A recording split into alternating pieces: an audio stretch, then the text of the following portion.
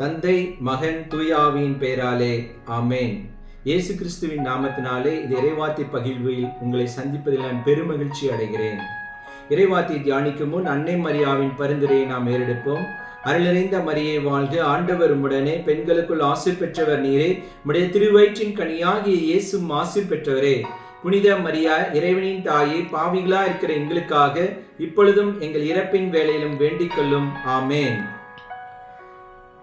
யோவான் 1வது அதிகாரம் 29வது வசனம்.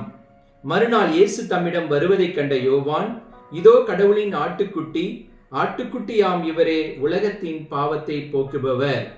இது ஆண்டவரின் அருள்வாக்கு. இறைவா உமக்கு நன்றி. இங்கு 2 வார்த்தைகள் குறிப்பிடப்பட்டிருக்கிறது. ஆட்டுக்குட்டி, அப்புறம் உலகத்தின் பாவத்தை போக்குகிறவர்.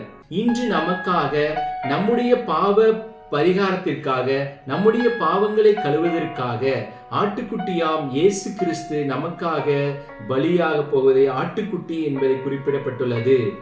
இன்று நமக்காக சிலுவையிலே காயங்கள் பட்டு 5854க்கு அதிகமான காயங்களை பட்டு நமக்காக சிலுவையிலே ரத்தம் சிந்தி நாம் பாவங்களை கழுவுவதாக அந்த ஆட்டுக்குட்டி குறிப்பிடப்படுகிறது.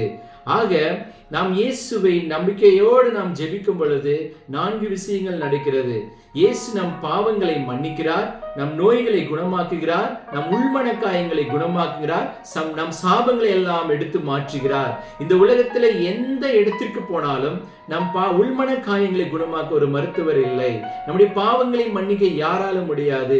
நம் சாபங்களை நீக்க ஒருவராலே மட்டுமே தெரியும். வானுலகிற்கீழே, விண்ணுலகத்திற்குள்ளே, பூமிக்குள்ளே இயேசுவை தவிர வேறு எந்த ஒரு நாமமும் இல்லை நம்மை மீட்பு பெறுவதற்காக.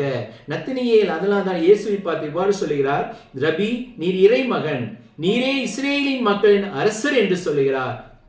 ஆகவே இந்த இறைவார்த்தை கேட்டுக்கொண்டிருக்கிற சகோதர சகோதரிகளே, நம் இயேசுவை முழுமையாய் நம்புவோம். அவர் நம் பாவங்களை மன்னிப்பார், நம் நோய்களை குணமாக்குவார், நம் உள்மன காயங்களை குணமாக்குவார், நம் சாபங்களை முற்றிலும் எடுத்து போடுவார் என்று நம்பிக்கையோடு நாம் தொடர்ந்து இந்த சிலுவை பாதையிலையும் இந்த தவ காலத்திலேயும் தவ வழிபாடுகளையும் பங்கேற்போம். இயேசுவின் நாமத்திலே உங்களுக்கு இந்த இறைவார்த்தையை பகிர்ந்து கொள்கிறேன்.